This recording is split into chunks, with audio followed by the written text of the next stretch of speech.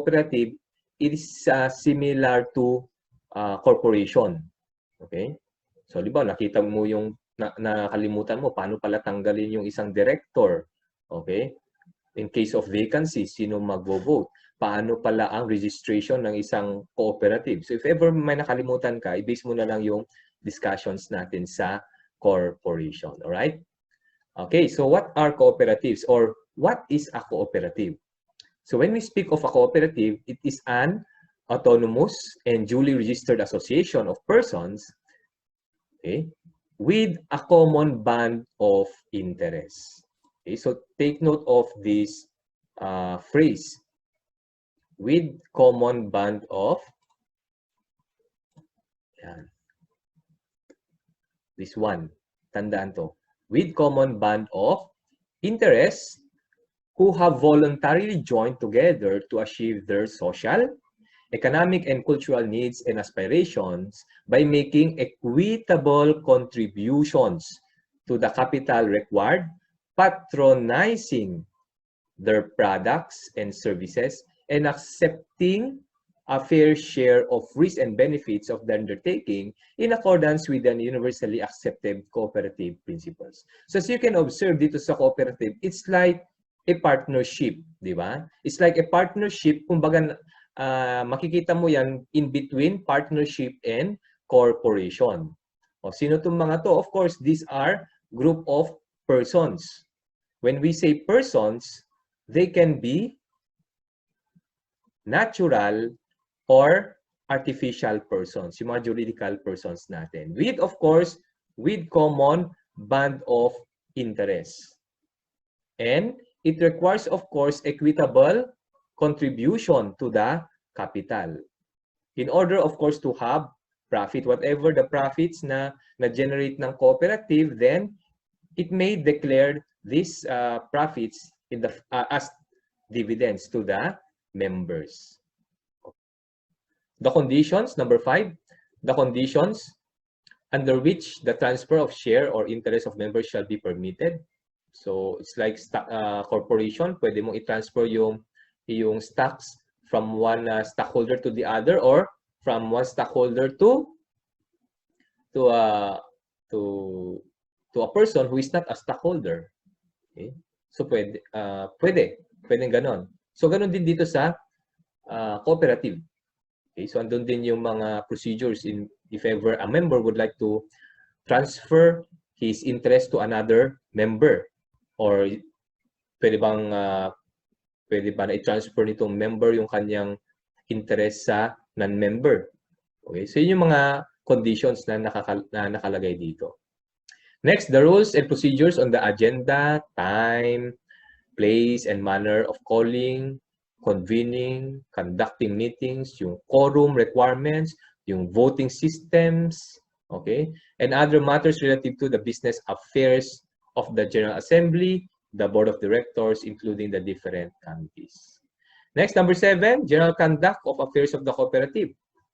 Okay, sabi nga natin, basta ang bylaws, mga internal rules of procedure ng cooperative. Next, the manner in which the capital may be raised and the purposes for which it can be utilized. What else? The mode of custody of investment of net surplus.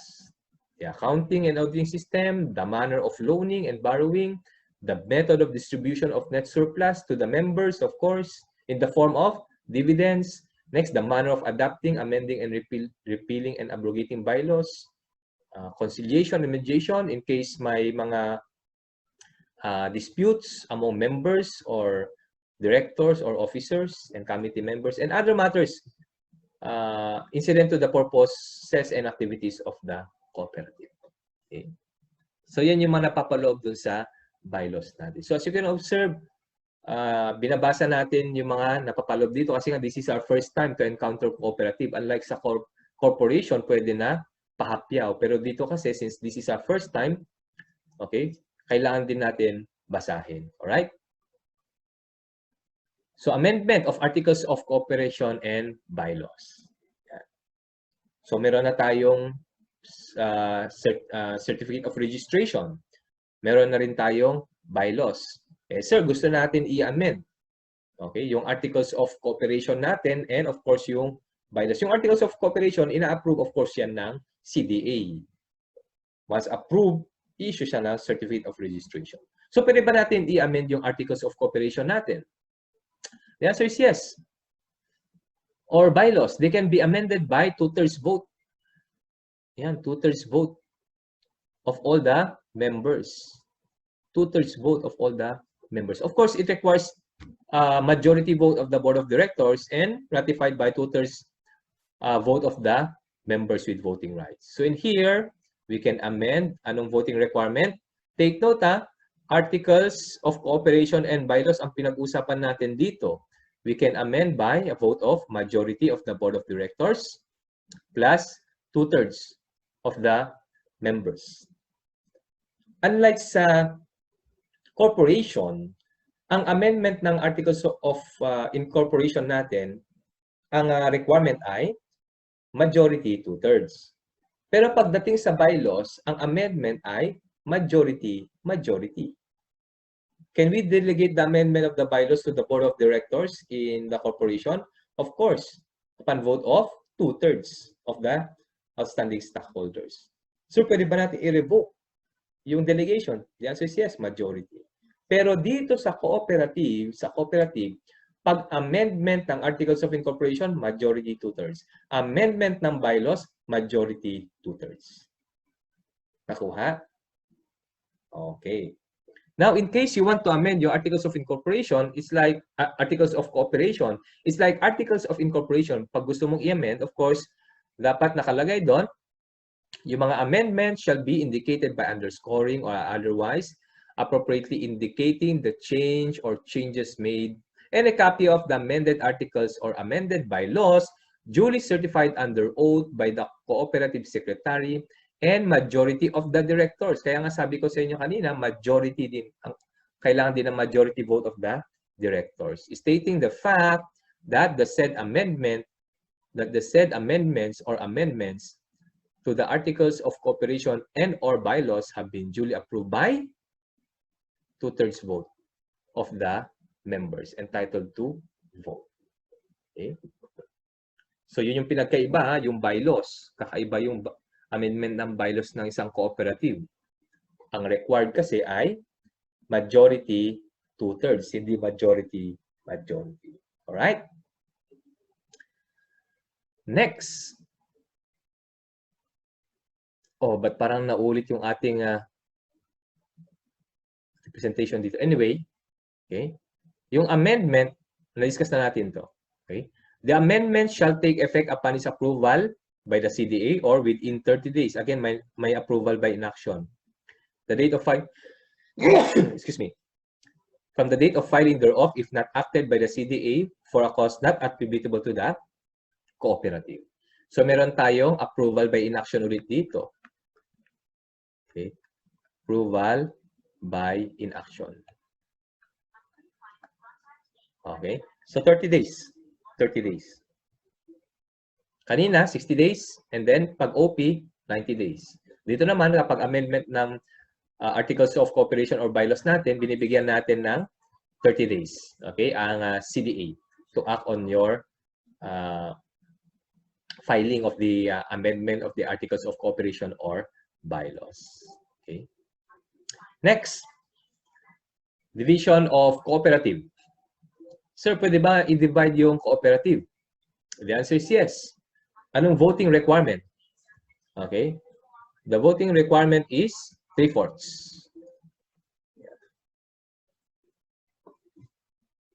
Yan. Voting requirements. Ang voting requirement ay 3/4.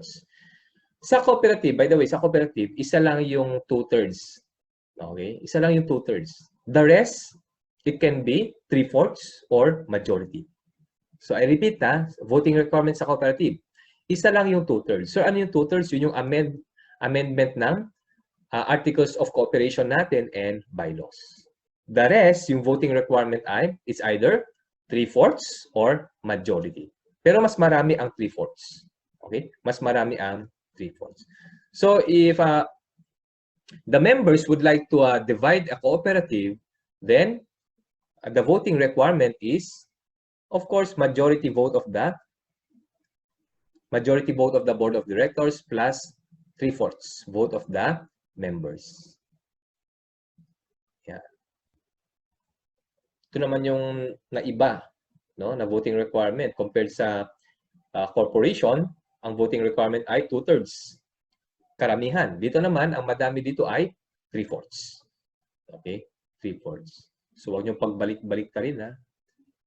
Well, alam naman natin na malayo pa ang May 2021, si paper exam, baka mamaya, ang ginawa, minemorize mo lang, di mo naintindi, pagdating sa May 2021, wala na. Nakalimutan mo na. Okay? Basta lang tandaan, pag corporation, ang pinakamarami, 2/3. Pag cooperative, ang pinakamarami, 3/4. Isa lang ang 2/3 sa cooperative. Ano yun?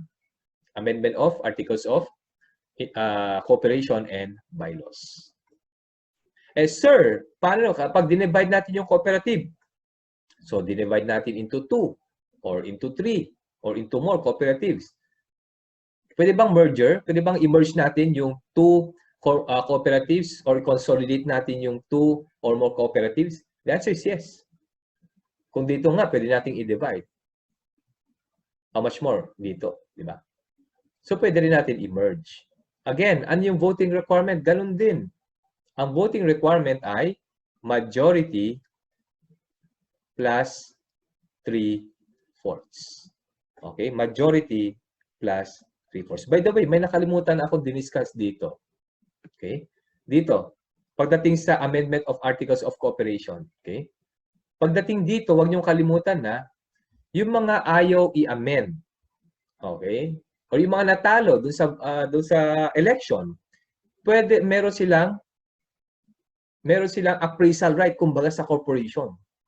Okay? The dissenting members have the right to exercise their right to withdraw their membership. Sulitin ko, pagdating sa amendment of the Articles of Cooperation or bylaws, meron tayong tinatawag na right of withdrawal. This is the right of the members or dissenting members to withdraw their membership from that cooperative. Diba dun sa to relate, dun sa corporation natin, diba? Ito yung mga instances, ASIMA, wherein the stockholder may exercise his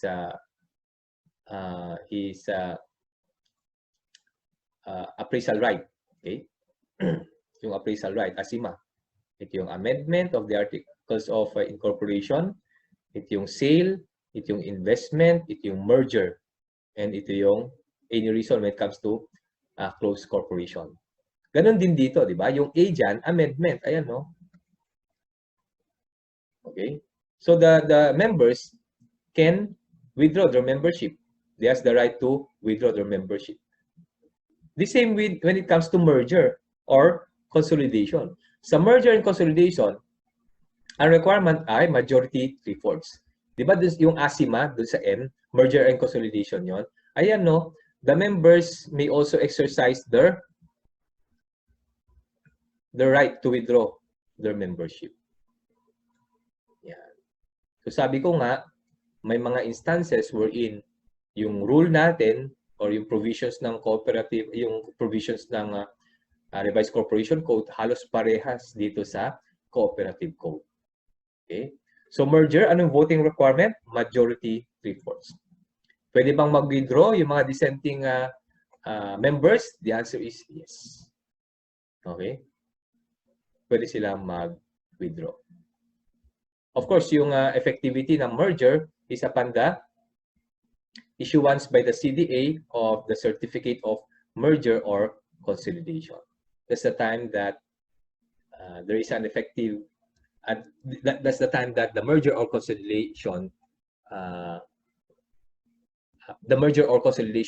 becomes effective upon issuance of the Certificate of Merger or Certificate of Consolidation, as the case may be, by the CDA. Right? Yan. So, di ba, marami na natin minemorize sa corporation, dadagdag pa itong cooperative na to. Kapag i-combine mo nga ang cooperative and corporation, ilang percent yun? 23% plus 10%, so 33% ka na. I-combine mo pa yung obligations and contracts, 33% plus 20%, so that's 53%, so almost half. I-combine mo pa yung partnership. If I'm not mistaken, partnership is 10. So ilan yun? 53 plus 10. So ilan? 63 na agad. Yan. So tingnan mo yung mga malalaki yung percentage or yung weight. Doon yung matutukan mo.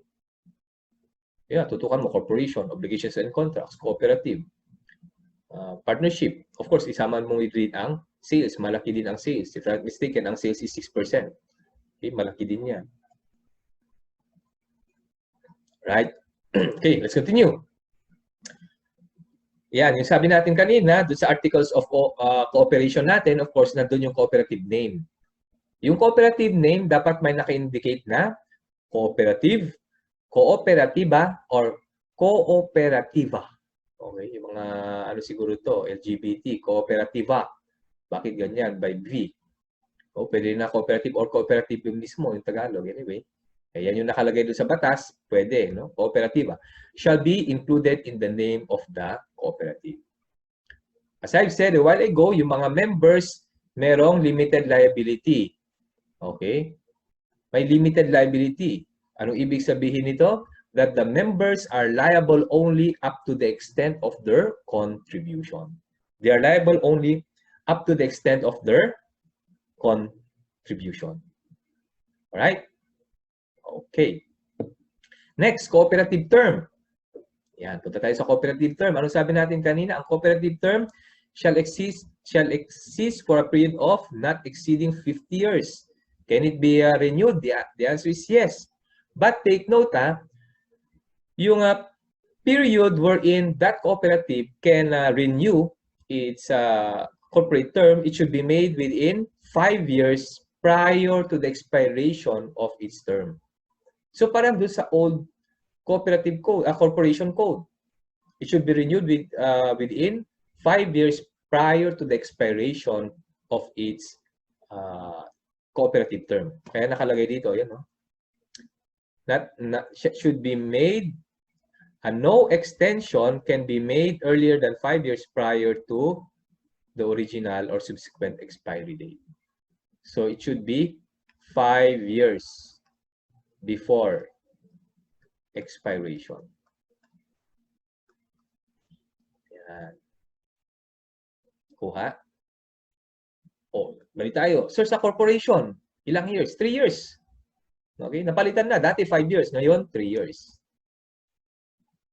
Nakuha. O, na-dissolve na yung corporation.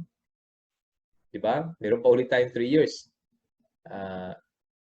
to exist as a corporation, but of course, for purposes of liquidating its affairs. Yan. So, sa cooperative, 5 years. Ilang years ang kanyang existence? 50 years. Can it be renewed? Yes. How many times na pwedeng i-renew? Walang limitation. Provided na every time na mag-renew ka, it should be made not earlier than 5 years. Meaning, it should be made within 5 years prior to the expiration of its cooperative term. Okay? Yan. So, tapos na tayo. Naparegister na natin yung corporation. Meron natin tayong bylaws. Alam na natin yung pangalan. Alam na natin yung term. Ano yung mga powers ng isang cooperative. So, the following are powers of a cooperative. The first one, itong powers na to, of course, nakasama na yung mga express, implied, and incidental. So, the first one, to exclusive use of its registered name, of course, to sue and be sued. It's like a corporation. Of succession. So, anong ibig sabihin nito? Ang ibig sabihin nito, kapag may member na nag-resign, nag-withdraw, namatay, or transfer man yung kanyang share to another member, the cooperative is not dissolved. Okay? Why? Because it has a right of succession. It's like a corporation. Unlike in a partnership, whenever there are changes in the composition of the partners, okay, it can be one partner withdraw from the partnership or retire from the partnership, or one of the partners died, then automatic, the partnership is dissolved. Why? Because a partnership has no right of succession. Unlike a cooperative and a corporation, they have a right of succession. Of course, they have the right to amend its articles of cooperation, to adopt bylaws not contrary to law, to purchase or receive, take or grant, hold, and so on and so forth, to enter into division, yung discuss natin kanina, or merger. Anong voting requirement ulit dito? It is majority plus 2, yan tuloy, nalito ako. Majority plus 3/4. Hindi 2/3, 3/4. Isa lang yung 2/3. Ano yun? Amendment of articles of cooperation and bylaws. But take note that sa merger and consolidation, merong right of withdrawal dito. Right of withdrawal. Okay, ano pa yung isang right of withdrawal? Amendment ng articles of cooperation natin and bylaws. Yan. So, huwag niyo kalimutan yung mga yan, yung dalawa na nabanggit, na parang appraisal right when it comes to a corporation.